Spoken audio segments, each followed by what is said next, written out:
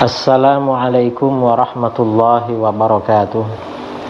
Bismillahirrahmanirrahim. Alhamdulillahi rabbil alamin. Lahul hamdu wa lahul fadlu wa lahus sana'ul hasan. Wassalatu wassalamu ala ashrafil anbiya wal mursalin Sayyidina Muhammadin wa ala alihi wa sahbihi ajma'in, amma ba'du. Saudara-saudaraku kaum muslimin dimanapun Anda berada, pada edisi kali ini kita akan berbicara tentang dunia dukun. Jadi parah Salafi Wahabi gagal paham tentang dukun dan dunia perdukunan. Ini jawabannya biar jelas ya. Yang pertama, ini hadis kebolehan jampi-jampi dan mantra untuk menolong orang lain. Dukun itu biasanya pakai jampi-jampi atau mantra. Boleh apa enggak?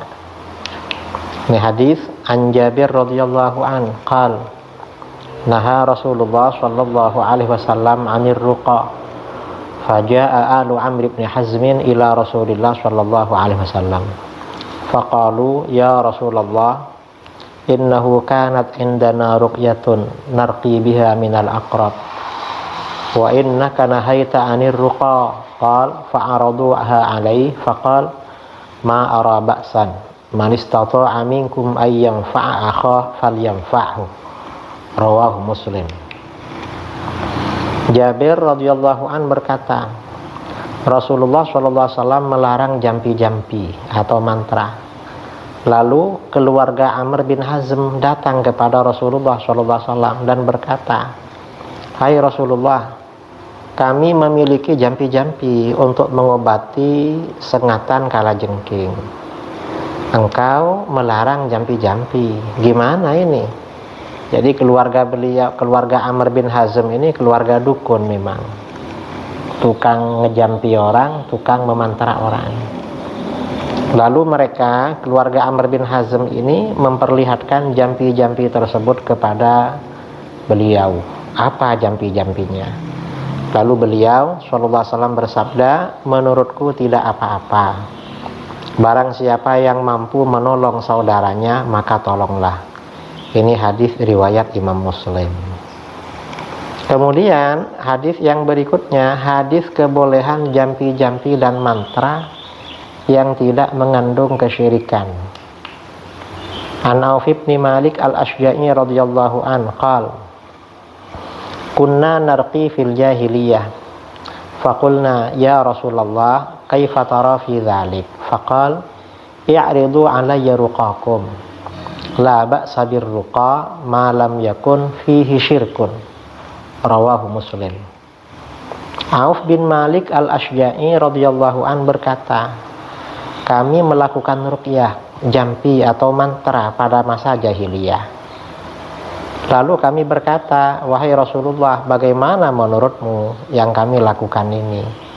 Mantra-mantra sama jampi-jampi. Beliau sallallahu alaihi wasallam bersabda, perlihatkan ruqyah kamu kepadaku, jampi-jampinya perlihatkan. Gimana bacaannya? Ruqyah itu atau jampi-jampi tidak apa-apa selama tidak mengandung kesyirikan. Ini hadis sahih ya. Hadis riwayat Muslim. Nah, fiqhul hadisnya ini bagaimana ya pesan dari hadis ini? Dua hadis di atas menyampaikan pesan hukum berikut ini. Pertama, membantu orang lain dengan ilmu perdukunan seperti jampi-jampi dan mantra itu boleh, seperti dalam hal pengobatan dan lainnya. Itu gak apa-apa pakai jampi dan mantra. Kemudian kedua, jampi-jampi dan mantra yang dibolehkan mencakup jampi-jampi dan mantra yang tidak terdapat dalam Al-Quran dan zikir. Bukan zikir, bukan Al-Quran, seperti jampi-jampi dan mantra masyarakat sebelum datangnya Islam atau masyarakat jahiliyah. Kemudian yang ketiga, jampi-jampi dan mantra itu boleh selama tidak mengandung kesyirikan. Asal isinya gak ada kesyirikan itu gak apa-apa. Keempat, profesi dan dukun dan bomoh Itu boleh selama bermanfaat bagi orang lain dan prakteknya gak ada kesyirikan. Kelima, profesi dukun dan bomoh itu sudah ada sejak masa jahiliyah. Dan ketika Islam datang, Rasulullah SAW tidak menghapus, tidak memberantasnya, tetapi membersihkan dan meluruskan saja. Yang syirik itu dilarang, yang gak syirik gak apa-apa, jalan terus. Kemudian gimana kalau berobat kepada dukun non muslim? Boleh apa enggak? Minta mantra atau jampi kepada orang Yahudi atau Nasrani. Ini di dalam kitab As-Sunan Al-Kubra ya. Ini kitab hadis yang tebalnya 10 jilid, karangan Al-Imam Abi Bakar Ahmad bin Al-Husain bin Ali Al-Baihaqi, ahli hadis.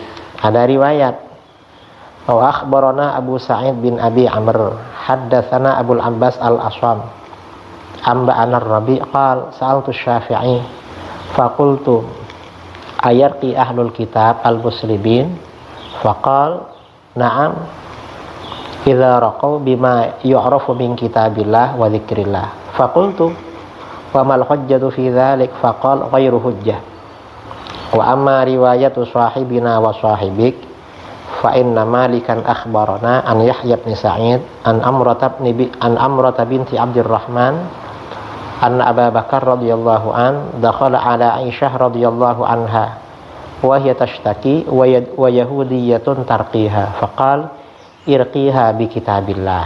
Al-Baihaqi As-Sunan Al-Kubra. Ar-Rabi berkata, aku bertanya kepada Imam Asy-Syafi'i radhiyallahu an, lalu aku berkata, bolehkah orang ahli kitab Yahudi dan Nasrani meruqyah, menjampi ya, menyuwuk kaum muslimin, orang muslim? Beliau menjawab, iya boleh, apabila mereka meruqyah dengan apa yang diketahui dari kitab Allah dan zikir kepada Allah. Artinya enggak ada syirik di situ. Aku berkata, apa dalil mengenai hal tersebut? Beliau menjawab, dalil lebih dari satu. Adapun riwayat sahabat kita, sahabat kami dan sahabatmu, maka sesungguhnya Malik bercerita kepada kami dari Yahya bin Sa'id, dari Amrah binti Abdurrahman, bahwa Abu Bakar radhiyallahu an mendatangi Aisyah radhiyallahu anha pada saat ia sakit, sedang seorang wanita Yahudi meruqyahnya, menjampinya. Abu Bakar berkata, ruqyahlah putriku dengan kitab Allah, artinya dengan apa yang ada di kitab mereka dulu. Ini Al-Baihaqi dalam As-Sunan Al-Kubra juz 9 halaman 349. Artinya apa saudara? Masalah perdukunan itu Islam sikapnya netral, tidak radikal, menolak sama sekali seperti Wahabi. Enggak, karena Rasulullah gak begitu. Tapi gak diterima semuanya ya enggak. Seperti dukun cabul ya gak boleh, gak diterima. Dalam dunia perdukunan seperti mantra dan jampi-jampi itu boleh selama tidak mengandung kesyirikan. Ini ajaran Islam yang benar. Wahabi yang menolak secara total itu salah itu. Yang menerima secara total salah juga. Yang diterima yang tidak mengandung kesyirikan, itu yang benar. Karenanya mulai sekarang nggak perlulah mengolok-olok orang lain, dukun atau apa, nggak perlu. Saya kira ini mudah-mudahan bermanfaat. Assalamualaikum warahmatullahi wabarakatuh. Assalamualaikum warahmatullahi wabarakatuh. Waalaikumsalam warahmatullahi wabarakatuh. Saudara-saudara kaum muslimin dimanapun Anda berada, di Indonesia, di Malaysia maupun di negara-negara lain, kami di sini sedang membangun pondok pesantren Al-Hujjah yang terletak di desa Banjar Panjang, Kecamatan Kerumutan, Kabupaten Pelalawan, Provinsi Riau, Sumatera.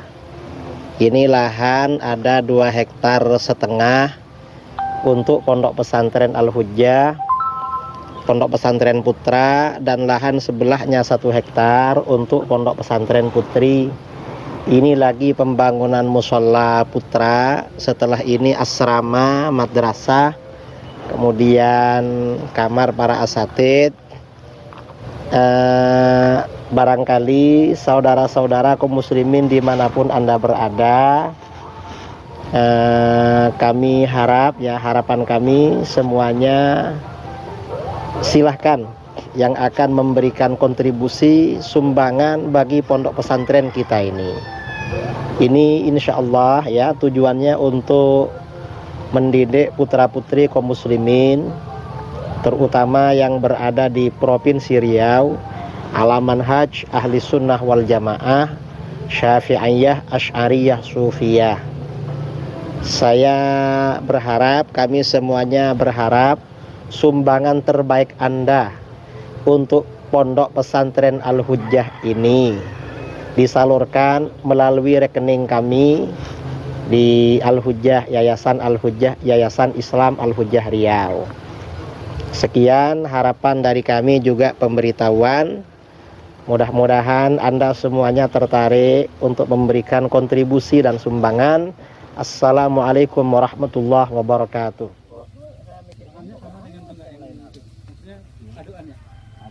Sama dengan ini. Sama semua, maksudnya sekali jalan gitu? Iya. Istilahnya keras tadi itu bisa untuk ganti saung dia makan, nah, duduk gitu. Kalau plan ke depan Pak Yai, tiap bangunan ada saungnya Pak Yai. Tiap bangunan itu kan tinggi, hampir berapa meter jarak kemarin tinggi kok. Karena kan gedung kan ada 3 tuh Pak. Kalau jaraknya nggak tinggi, nggak lebar, nanti kayak anu.